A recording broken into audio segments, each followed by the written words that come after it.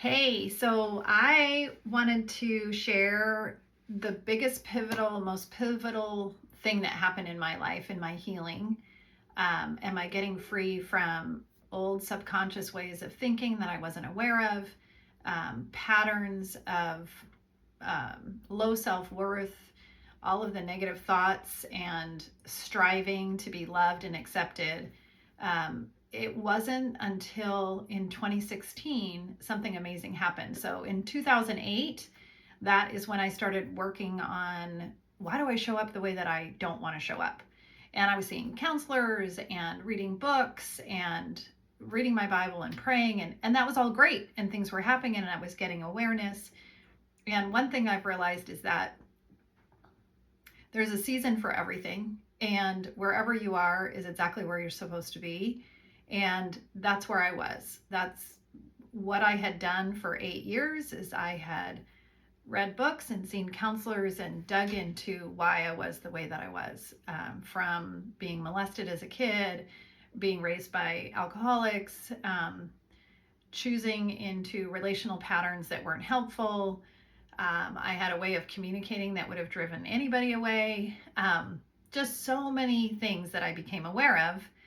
And then I learned about listening prayer. And sometimes it's called listening prayer, sometimes it's called Emmanuel prayer, sometimes it's called interactive prayer, sometimes it's called imagery prayer, whatever it is, whatever you call it.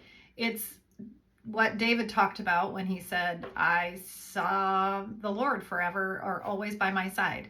Like this awareness of the presence of God and having a way of interacting with the presence of God and choosing to hear what God says about me and how he sees me and the worth that I have, versus choosing to believe what was being said inside my head and what my circumstances were reflecting back to me.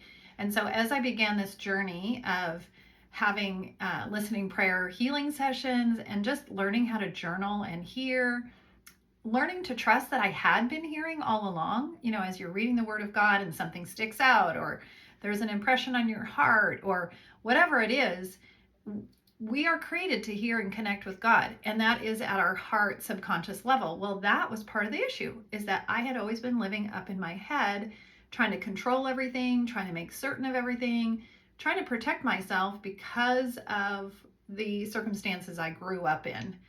And so I just created those circumstances in my young adult life. I created chaos, I created disharmony, I bought into ways of communicating that just created arguments and was difficult. And so as I began to have an actual relationship with God where I believed what he said and I could hear and journal and ask questions and have answers, things really started to change and my worth started to increase. And I remember one time getting a picture in my mind about, I had been doing Danny Silk's Let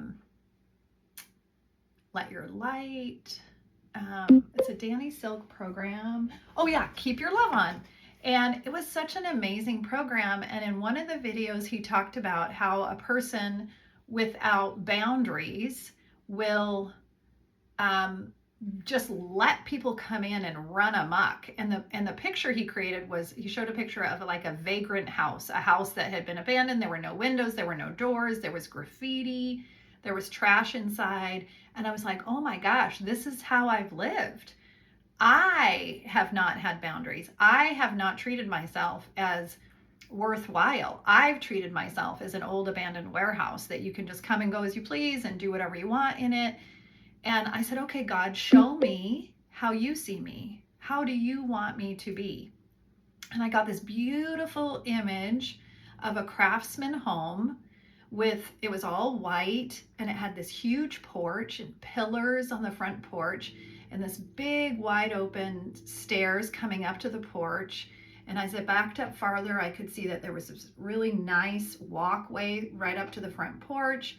And then there was this beautiful grounds and flowers, and it was just so warm. The sun was shining, it was so inviting.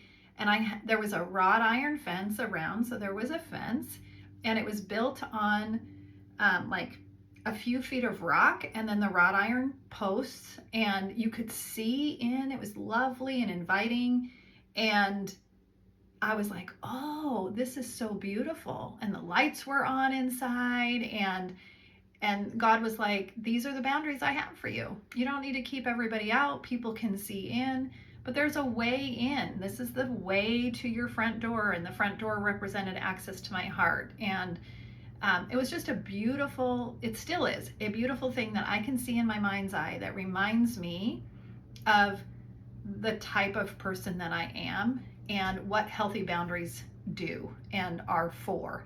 And I remember sharing that with my spouse, and they were like, well, that sounds like a whole bunch of more no's to me. And I can understand that because we just had not been connecting.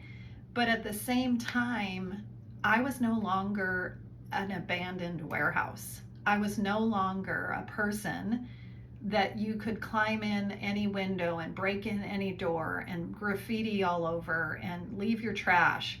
I was becoming a person of worth and value and dignity and integrity and invitation. Like, my porch was huge and there was chairs to sit on, and it to me is just a lovely picture of a person. And I wonder if God would be willing to show you how he sees you, even as a type of house. Like, there's so many different houses, and how has he created you, and what is it that how does he see you, and how are you seeing yourself?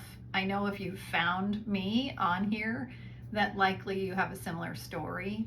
And I just want to say that being created in the image and likeness of God means intrinsically we have great worth, and there's a purpose and an intention for our lives.